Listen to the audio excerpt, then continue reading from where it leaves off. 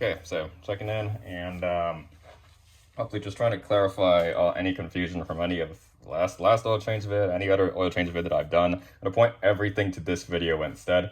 So I just got done with, the car just got run for about 20 minutes. So it's been driving around for a while the rest of the day. Just trying to like level out how much oil do I want to put in this personally. And I've settled on this time around 5.1. So quarts of oil inside the engine for the oil change. Let me level like what was the whole timeline of this whole like debacle, trying to figure out how much oil to put in the engine. Why I said in the last video I literally do not know what is the correct number, is because so obviously our owner's manual says 5.5 quarts, and that was what I did for oil change number 1 around 1,000 miles. I drained oil, put 5.5 quarts in there, ran the car. I always run the car for at least 10-15 minutes, no, 10-15 minutes. I just drove the car home from the place where I had like the jack on the stands lifts. Can't think right now. Drove the car home from a place where we had the lift so I can get underneath the car, and car was warm, 199. It's normal operating temperature. Checked the dipstick, and the dipstick read high after putting 5.5 in for the 1,000 mile oil change. That freaked me out. Drained oil, but drained about a quart-ish out, put like half quart in. And you know, I drained a quart out of it, checked the dipstick, was reading 30%. So drove the car gingerly at that point, went home, reading about 20%, added oil, and kept adding oil until it read full. At that point, I didn't really know how much oil was in the car at that point, because I had drained out. I didn't exactly measure how much I let out of the car. I just knew that the car was full, basically. So we just did the 4,000, and now I know exactly how much oil I put into it, because I never drained oil this time, but just slowly topped off. I got a feel for like how much is the engine expecting. So where the confusion comes from for me is the manual says 5.5 quarts. That caused me to read high on the first one, so I thought, okay, maybe that's the system volume. Some other people on the past videos concurred. Maybe that's the system volume of the actual engine. Maybe you feel less. So I have a subscription to Hyundai Tech Info, which anyone can get. It's HyundaiTechInfo.com. I believe this is literally what the techs are going to be referencing. So that's where this thing came from in the past video. This isn't some generic oil change instruction manual. This is for the Elantra and the CN7N 2022, this specific engine. So this is exactly what I believe a tech will be looking at. HyundaiTechInfo.com is also where I got wind of the manual clutch disc recall. I was the first one that posted that on one of the Facebook groups that's been circulated around a lot, that service campaign. So I believe it is legit, because people have been confirming that. So Hyundai Tech Info is a good site if you just want to get on there and figure out what are procedures, what are recommended torque specs for everything on the car. Really, that's like $60 for like a 1 month subscription. I think it goes directly to Hyundai. So anyhow, the confusion got compounded further because I went over here, looked up what the heck is the actual oil change procedure. There's nothing weird with the mechanical portion. Obviously, I mean, you drain oil by taking off the drain plug.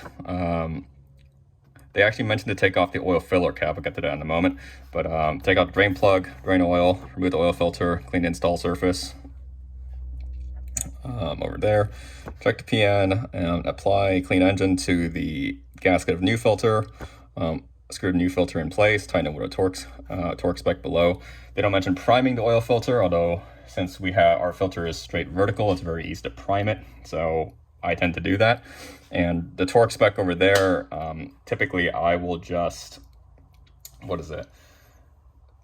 tighten until the gasket contacts, and then go 3/4 of a turn, which is pretty standard. Obviously, I didn't have any issues with that for the past 3,000 miles. Again, I'm pretty sure this is what a tech's going to be literally looking at.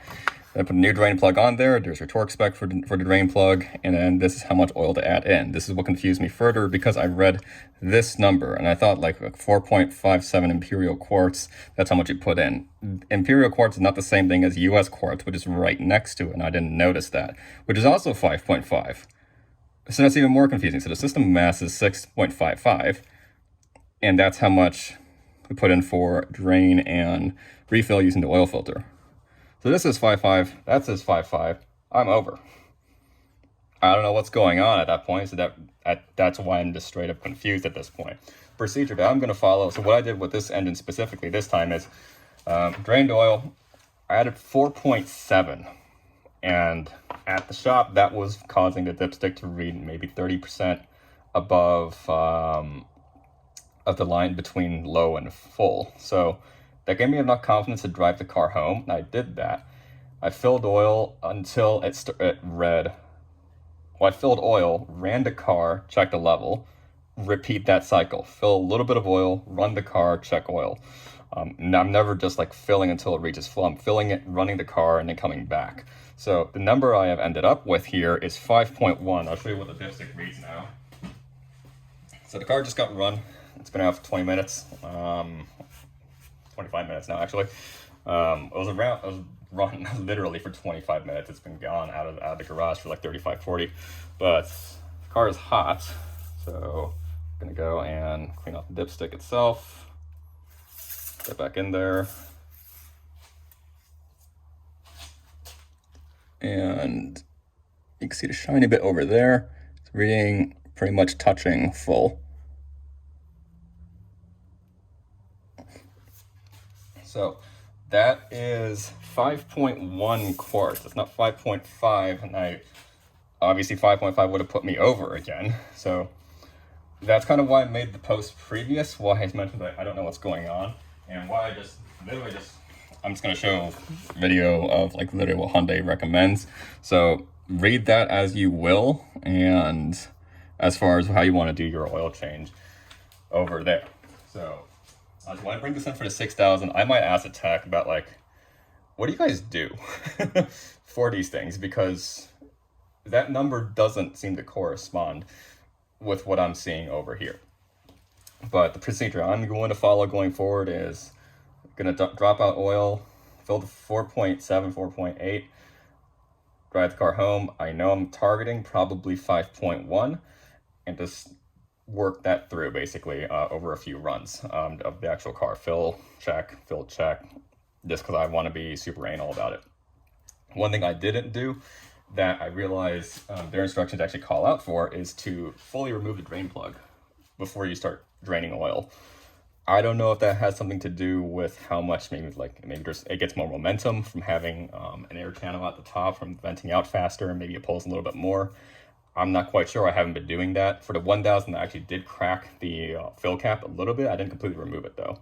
So that's where the confusion is. I mean, oil changes aren't hard. I would just trust the dipstick, and 4.7 I know puts me above L. I believe the number I should be targeting for, at least right now in my case, is 5.1. If you're doing the oil change yourself, I mean, I would just trust this. Don't just blindly throw in 5.5 and never check the stick. Actually check the stick and work that as you will, basically. So that's why I was kind of confused in the last one.